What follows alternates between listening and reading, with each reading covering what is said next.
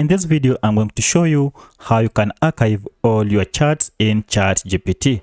Now, as you can see, I have a lot of charts here, and indeed there are too many. And one of the things I want to do is not to delete them, but just to archive them, have them at a place where I can maybe find them later, because they are not helping me at the moment and I don't want them under my history.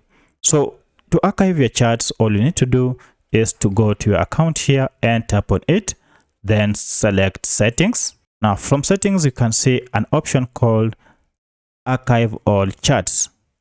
Here it is.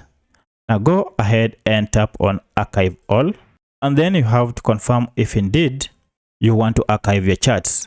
Go ahead and tap on confirm archive, and immediately your charts have been archived. And as you can see, my chart here is clean because the text, all the charts have been archived. Now, should you want later to go ahead and maybe find the archived charts, all you need to do is to go ahead again on settings, select this option called archived charts. So for instance, you want to retrieve a chart that you had made. Using these archived charts, you can be able to find it. Then go ahead and tap on manage, and this will take you to all the archived charts that you have on your desktop, and you can find the one you want.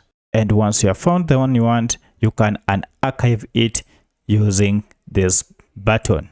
So unarchive as many as you want, and once you are done, just close this, and then you'll be able to access your history or your charts.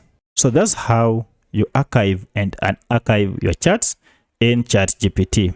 If you have any other question, kindly let me know in the comment section. Otherwise, thank you for watching, and kindly hit the like button and subscribe to this channel.